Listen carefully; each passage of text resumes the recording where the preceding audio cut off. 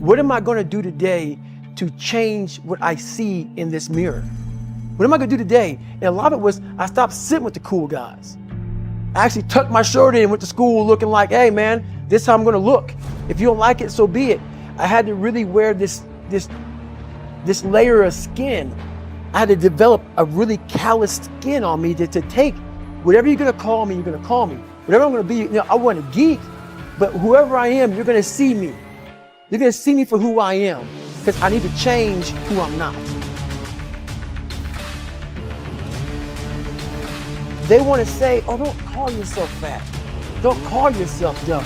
If you're not real and raw with who you are, nothing's gonna change. And in this nice new world that we live in, we wanna hear, you're just a little big.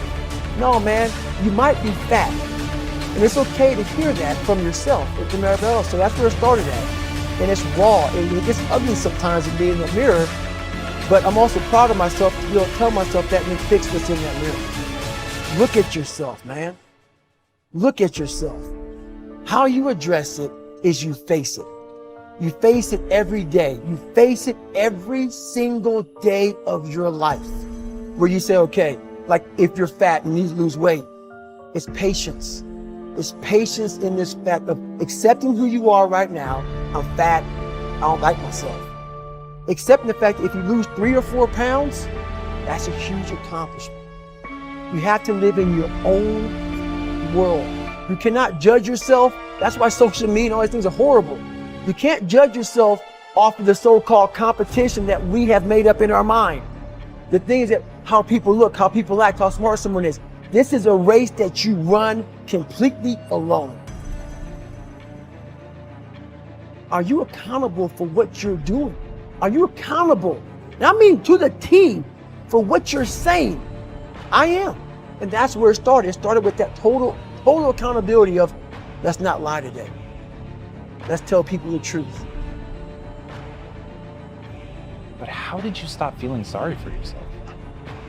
When you really sit back at your life and you're in that dark room and you're looking at where you started from and you tell yourself, God, dog, man, my mom is this way, my stepdad got murdered, my dad beat the shit out of me, I can't read and write to save my fucking soul, I've lied about it to everybody, I've cheated on all these tests. My God, man. And then you put a goal in your mind.